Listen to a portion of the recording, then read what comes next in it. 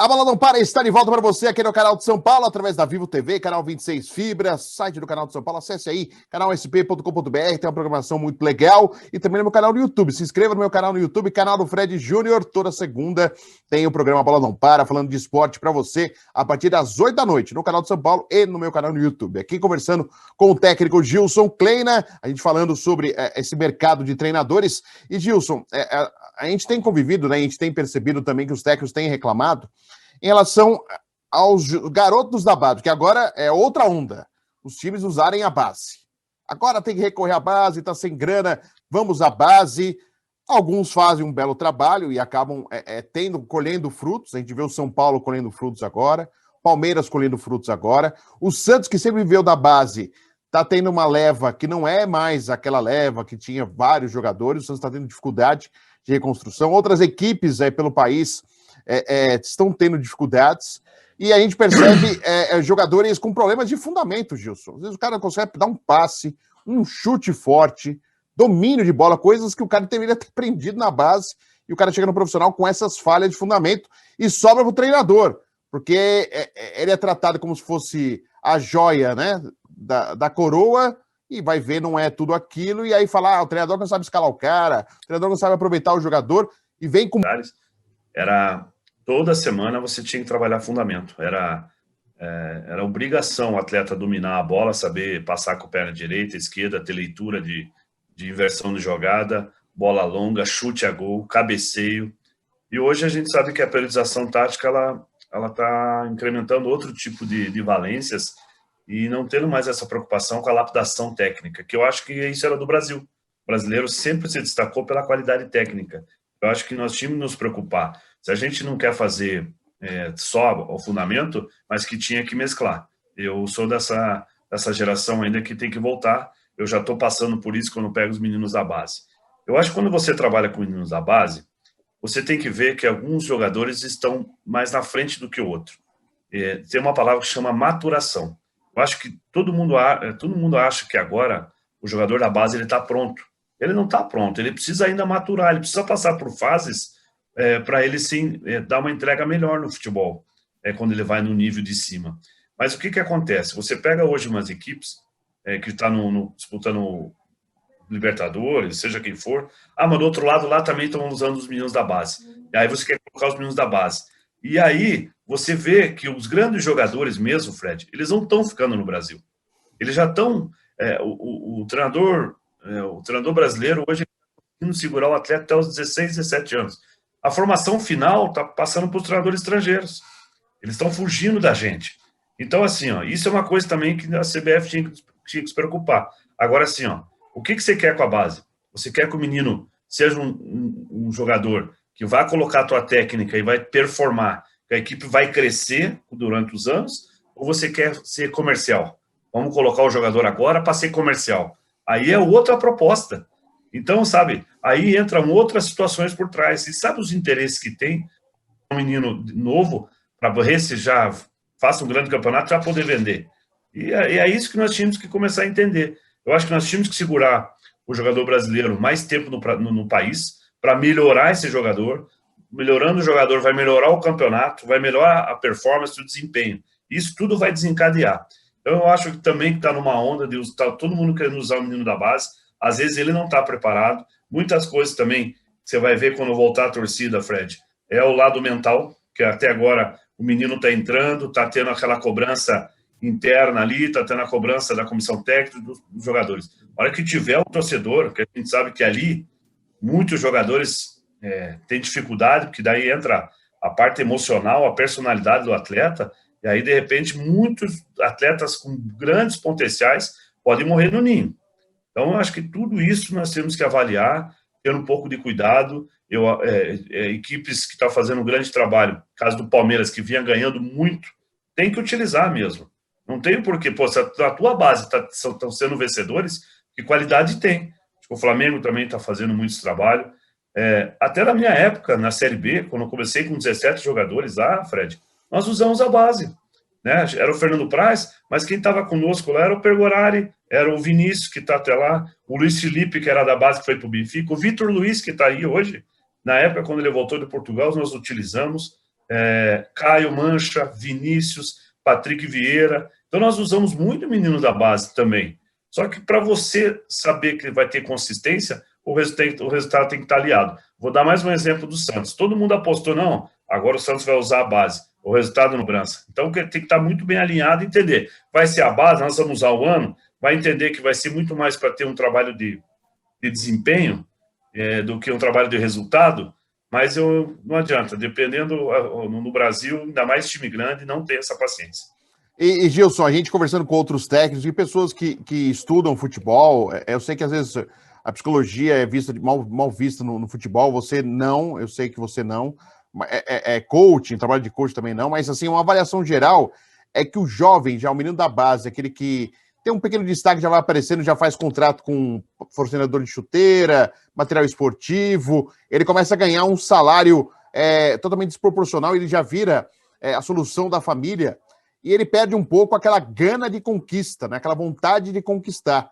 E às vezes o que se espera desse jogador no profissional, quando ele chega, ele não atinge isso, ou ele tem um contrato longo e ele acaba perdendo um pouco essa gana, né, de você conquistar coisas na sua vida. Como que você vê isso, Gilson? Algo que parece bobeira, que isso é filosofia, é estudo, é coisa para tese. E, na verdade, é algo prático. Acontece muito isso, contratos longos, onde o jogador que espera um desempenho dele ele não consegue atingir, porque meio que ele estaciona e acha que para ele já está ótimo. Estou com um bom salário, estou resolvendo a vida da família e está tudo bem. E, Fred, a zona de conforto é ruim em qualquer segmento da vida, né?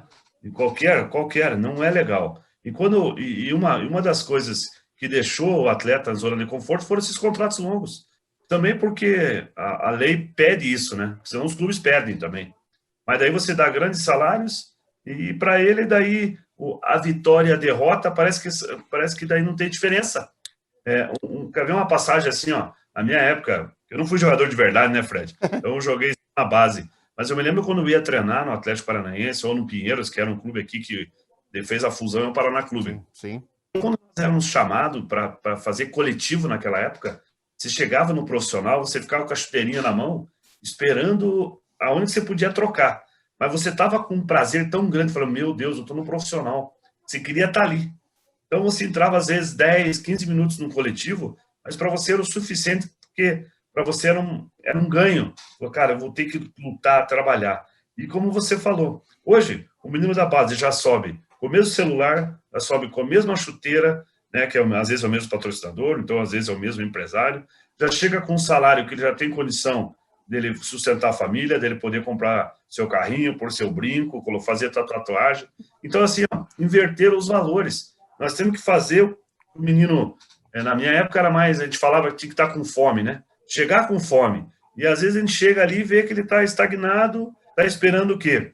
Que o empresário resolva a vida dele, ao invés de ele antecipar essa situação, né? Eu tenho 5 anos de contrato, se eu não me der bem aqui, o clube tem que me emprestar, você não vai ter que me pagar. E a hora que estiver terminando, o meu empresário tem que arrumar o clube, né? Então ele tem que ter uma ambição. Acho que você falou aí dos profissionais, ou psicólogo, um assistente social, tem que mais do que nunca andar junto hoje numa comissão técnica para poder aflorar, voltar a ter ambição, a vontade de vencer, a vontade de crescer, você ser alguém diferente no teu patamar, naquilo que você está propondo.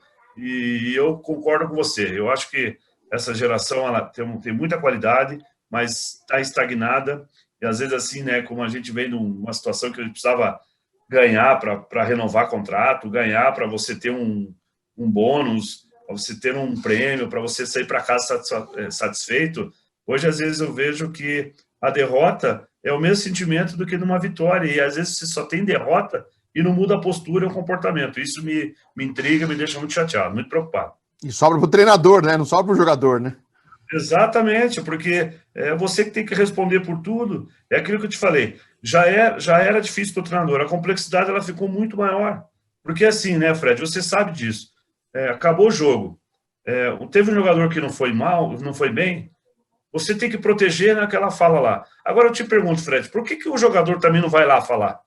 Por que ele tomou aquela decisão? Por que ele tomou aquele tipo de atitude? Deixa ele falar também, deixa o torcedor também ouvir. Sabe, começar a jogar mais aberto, Tem que blindar? Claro que tem que blindar, ninguém tem que colocar. Mas se você só for você, o torcedor vai ficar com a tua fala. Aí, quando a fala voltar, você que é um expert, um cara muito competente na área de comentário de futebol, você vai ficar com a minha fala também para você poder falar com o torcedor. Pô, mas então o Kleiner está defendendo uma atitude errada que o atleta... Então vamos todo mundo falar, vamos todo mundo se expor. Eu acho que tem que tem que mudar um pouquinho, ó, essa maneira de comunicação. Essa é a minha opinião, Fred, eu não sei a tua. Não, dividir responsabilidade, né, Gil? Oi? Tem que dividir responsabilidade. Não adianta só o treinador falar. O dirigente não dá mais entrevista, o presidente de clube não dá entrevista. É só quando tá perdendo, que daí o cara aparece para tentar ou falar que o treinador tá prestigiado para acalmar o torcedor. E o cara deveria aparecer muito mais. Acho que a função hoje de um diretor de futebol executivo, que ganha bons salários, inclusive, por mérito, claro, a gente torce para que cada vez mais tenha um êxito na função, mas ele tem a responsabilidade também de ser o canal de comunicação com o torcedor. E assim, e cada vez mais, e a pandemia vai mostrar um cenário, Gils, quando voltar tudo, que os setoristas, os repórteres que cobrem o dia a dia do clube vão acabar. Eu já estou falando há uns anos, desde 2017 eu falo. O repórter setorista é uma espécie em extinção. Porque os clubes querem fechar treino, os clubes não querem que a gente fique lá o dia fazendo entrevista, e a gente vai perder espaço. O torcedor vai ficar com as entrevistas dos clubes, que é aquela entrevista que está tudo bonito, tudo maravilhoso, e perde a reflexão, a troca de ideias. Acho que isso é um reflexão, essa é a palavra, Fred. Reflexão. Eu acho que todos nós temos que melhorar nossa comunicação, mas o que eu queria, assim, é começar a ser mais transparente com o torcedor. Sim. Não que a gente não deixa de ser. Mas às vezes você tem que esconder um pouco, né, Gilson? Senão, se você falar tudo, vai sobrar para você. Você tem que realmente não falar algumas coisas. Mas eu acho que tem que ter a blindagem. Mas tem momentos que o torcedor também tem que saber a verdade. Sim. Entendeu? E às vezes você fica, sabe, protelando, e aqui você acabou de falar. E na verdade a corda vai estourar num lugar que todo mundo já sabe. Sim. Então, eu acho que tem que ser assim. Kleiner, você está fazendo um discurso que você quer defender. Não estou me defendendo. Eu estou querendo que a gente comece. Porque se nós não tivermos no mesmo patamar de discurso, vai ficar difícil para o futebol, vai ficar difícil para você melhorar o futebol. Nós temos que começar a entender que nós estamos há 19 anos na fila já de título mundial. Sim. Nós estamos chegando no Mundial, Fred, nós não estamos conseguindo concorrer com os clubes mais de lá, porque os caras fazem grandes investimentos. Os caras hoje têm eles têm uma análise de mercado há 2, 3 anos à nossa frente. Tem jogadores de 12 anos aqui no Brasil que já estão sendo monitorados, né? Então, assim, você acha que o futebol é hoje, mas os caras já estão muito na frente. Os caras já estão, pega a joia do Santos, pega a joia do Palmeiras, do Grêmio, do Inter, e tudo para fora. E o nosso futebol, a gente vai ficando com um sarrafo menor tecnicamente e que dificulta o trabalho de qualquer jogador, de treinador. Porque quando você tem conceitos, você tem ideias, você também tem que ter um atleta com um cognitivo mais alto, Fred. Senão Você não consegue colocar essas ideias. Hoje nós vamos fazer um jogo posicional, mas para esse jogo posicional, você vai ter que trabalhar mecanismos. Mas quando esses mecanismos estão acontecendo, você tem que ver a inteligência do atleta. Fala, a hora que a bola entrar ali, aí é com ele, o recurso é com ele. Porque, às vezes, eu acho que o treinador está tomando as escolhas do atleta, até nisso, ele está indo para dentro de campo, não. Faça isso quando a bola entrar aqui, nesse setor, faça isso.